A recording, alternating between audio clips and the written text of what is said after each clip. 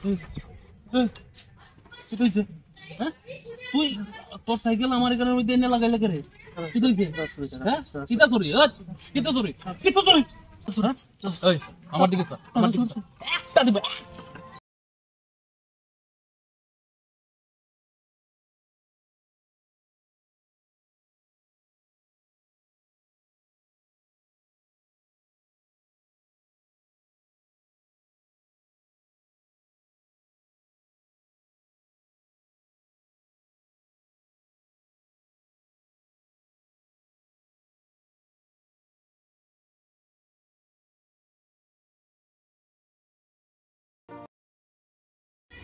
ঠিক আছে ওকে আমি বুঝতে পারছি তোমার ভুল হয়েছে তুমি দেখছো না না বুঝতে লাগাইছো ঠিক আছে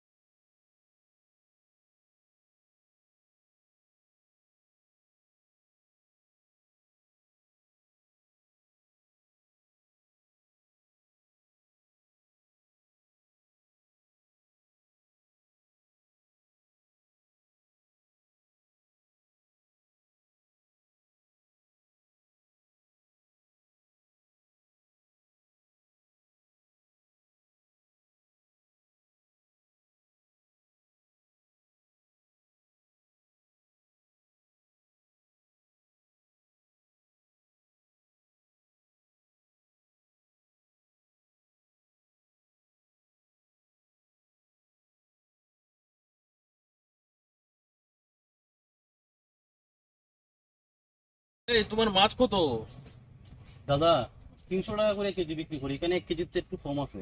আপনি 150 টাকা দিলেন। কিতা 150 টাকা দিলেন। 150 টাকা টাকা কি গাছে ধরে 100 টাকা করিয়া দিমু যদি দেওয়ার হয় দেও আর নাইলে বাদ দেও আচ্ছা ঠিক আছে বেগটুকু বেগটুকু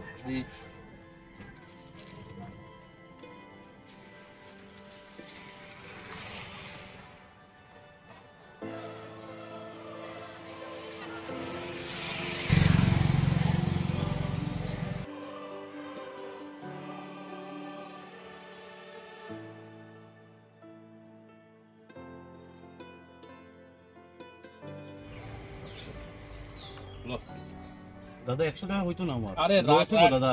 রাখ দাদা আমার আমার কিনা জিনিস দাদা, লস হইব আমার। হয় না 100 টাকা লস হইব দাদা আমার।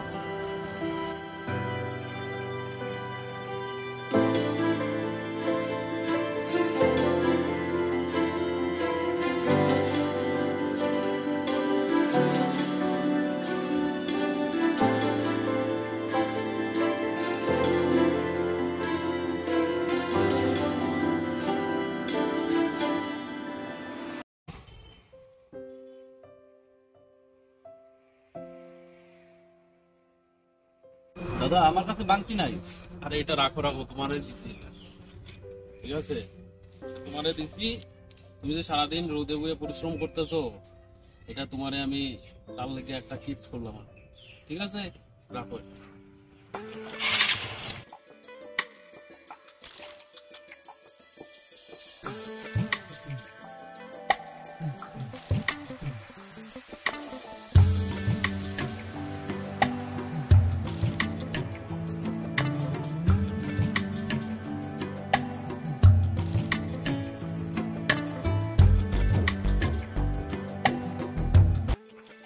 বন্ধুরা, আমরা এইসব খেটে খাওয়া পরিশ্রমী মানুষদের সঙ্গে সবসময় এরকম ব্যবহার করে থাকি, কিন্তু আমরা যখন দামি দামি জিনিস কাপড় চোপড় কিনতে হয় তখন বড় বড় ব্র্যান্ডেড শোরুম শপিং মল থেকে গিয়ে জিনিস কিনি, কিন্তু সেখানে গিয়ে তো আমরা কোনো সময় দামাদারি করি না। তাহলে কেন এইসব খেটে খাওয়া পরিশ্রমী মানুষদের সঙ্গে আমরা এরকম ব্যবহার করব? আমরা ইচ্ছে করলেই তাদের মুখে একটু হাসি ফোটাতে পারি, তো একবার চেষ্টা করে দেখুনই না।